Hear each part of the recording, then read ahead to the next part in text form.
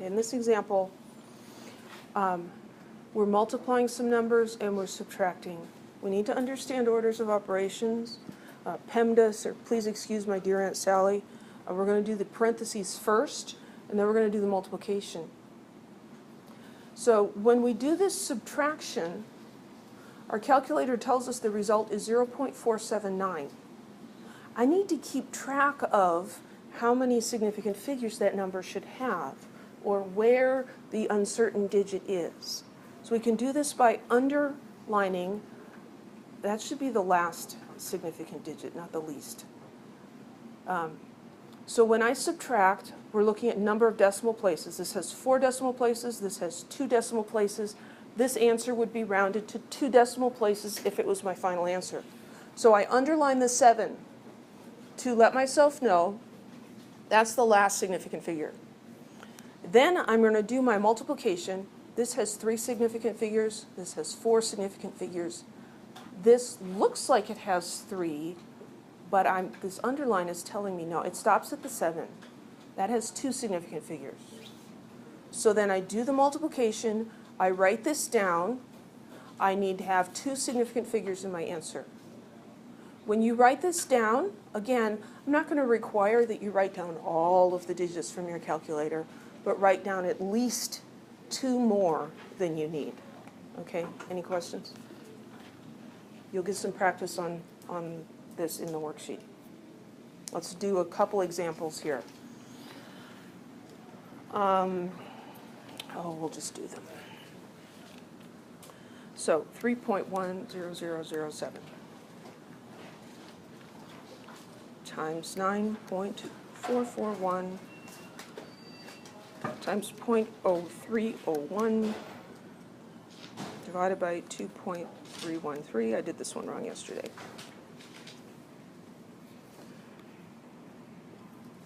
So my calculator is giving me a whole bunch of digits, 0.380873153. It gets tedious to write all those down.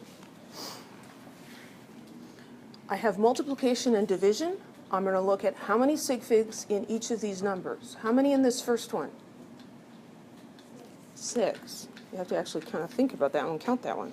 6 sig figs. How about a 9.441? 4. 0.0301. 3. Leading zeros don't count. That tells, and the 2.313. 4. So the one with the fewest number of sig figs is 3 sig figs. I round my answer to 3 sig figs, bless you. The leading zero here doesn't count, so I'm going, this is 1, 2, 3. I'm going to keep that 3rd decimal place in this situation. I look at the next digit, my digit, and that tells me I should round up.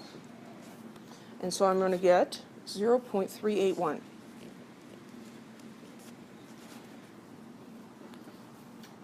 Always a nice touch to put a box around your final answer. Any questions? Let's do the second one. 0.881 plus 132.1 minus 12.02. Okay, I'm going to write down what my calculator shows me.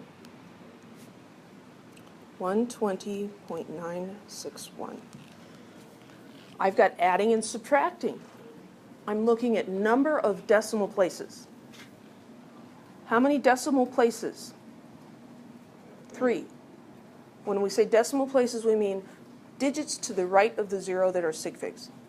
Well, actually just digits to the right of the decimal point. So 3 decimal places. How many does this one have? 1, and this one has 2. So the smallest is 1 decimal place. I want to round this answer to 1 decimal place. So I underline that first decimal place. That's where I'm going to stop my number. I look at the next digit, my digit. I just really like that word. That's going to round the 9 up to a 10. So I'm going to get 1, 2, 1.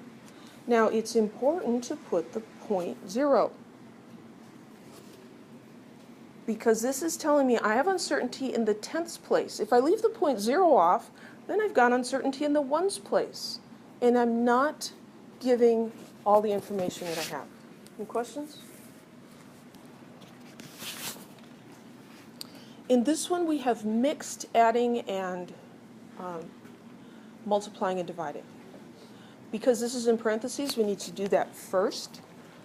44.11 plus 1.223 equals. I'm going to write that down. 45.333. And then I'm going to finish my whole calculation, which, depending on your calculator and how your brain thinks, you might want to just start over. Because you could do this in this way, 2.5110 times 21.2 divided by, and I'm going to use parentheses, 44.11 plus 1.223, close the parentheses. Or you could type in 45.333. My calculator is telling me that the answer to this problem is this big old long thing. Did I do my math right? Anybody? Okay. So what we need to do is we need to look at the adding, apply the rules for adding to this result, so we know how many sig figs this has, and then we can compare it to these guys over here. So here, adding, I've got 2 decimal places and 3 decimal places. The result of the addition should end in the 2nd decimal place. I don't want to round it off yet, but that's where it would stop. So this is the last sig fig. So how many significant figures does 45.33 have? 4 sig figs. So that's got 4 sig figs, and 21.20 has 4 sig figs, and 2.5110 has 5. So 4 is the smallest number of significant figures. I'm going to keep 1, 2, 3, 4. I'm going to round it right here. I look at my digit, and it's less than 5, so I've got 1.174. Questions?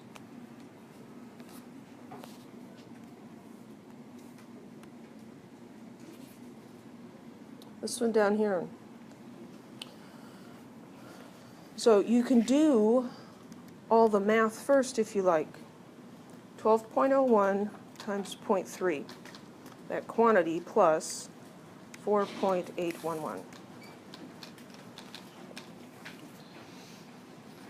I'm getting 8.414. I can't just look at that and know how to round it. Anytime you've got adding in there, things go really crazy sometimes.